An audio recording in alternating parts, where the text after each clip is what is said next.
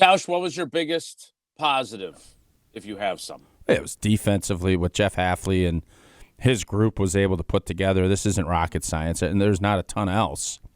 No, there isn't. But to limit with 4 turnovers, you lose the turnover margin, you can't get out of your own way, and you continue to hold up, giving your team an opportunity to maybe find themselves.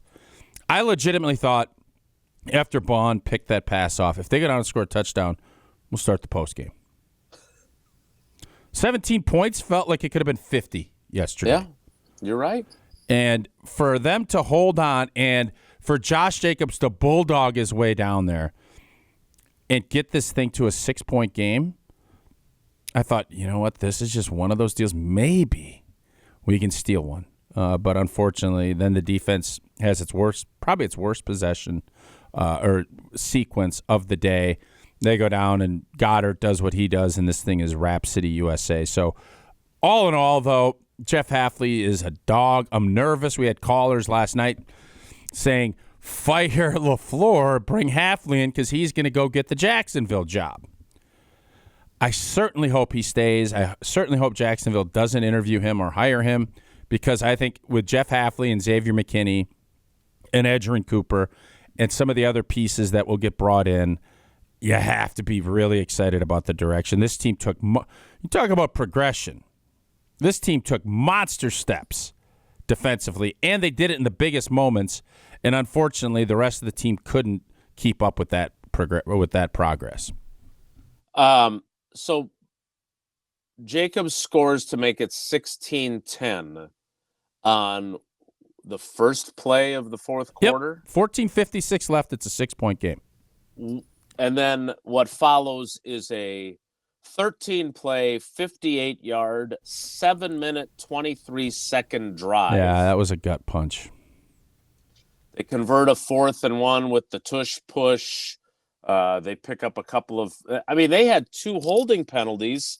They overcame one of them. Yeah, garbage 15-yard penalty. What are they? You Penalty. can't call that in a playoff game. Come on. The one on Slayton is completely justified. The other one is just dumb. That was not a good call. So let's skip over the let's skip over our positives and negatives because other positive Tucker Kraft tush push. Yeah, I love it. We've seen that before. Just line up though. I mean, they know it's coming, right?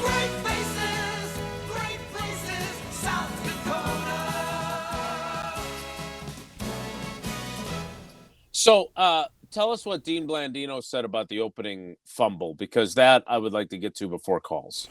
All right. So I just texted him and said, hey, a lot of fans are curious about this. My point before I get to Dean's was the fumble recovery part of it. It's going to be very tough to flip that, even though you saw.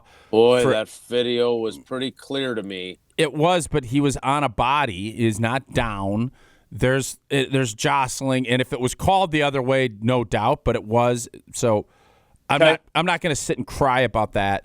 You could say that the video showed it, and I'm totally on board with it. From a Packer fan standpoint, it should have been Green Bay Packer football all day. Okay, I just want to make sure I'm clear about that. And then they go 3 and out and punt, but still. Different. No doubt.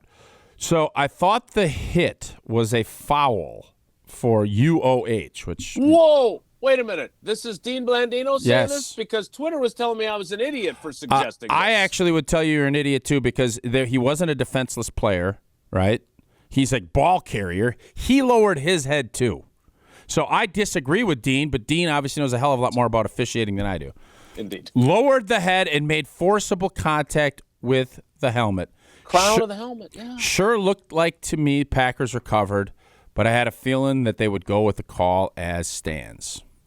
So then I said, boy, I didn't know about the defenseless helmet. He said, doesn't have to be defenseless. Yes! But hold up. Sorry. For UOH, doesn't have to be defenseless, but agree he did lower his head too, which makes it much more difficult to call. But by rule, the fact that he lowered the runner, lowered his head, does not factor in. Should have been a penalty, is what I'm hearing. Yeah.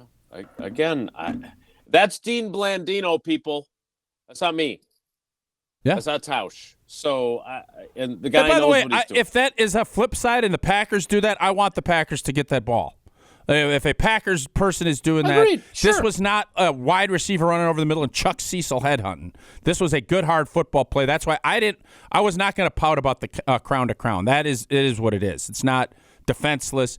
The fact that you had an overhead shot of Old Boy with the ball, Yes. I don't know why I understand, and it's not. I don't know how the game changes.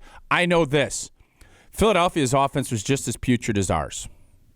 It was. Yeah. And Well, all of maybe a not sudden, quite. a game They didn't turn the ball over. A game that is only 3-0 instead of 10 in a game like yesterday when offense was at a premium changes the way you go about your business. It just does.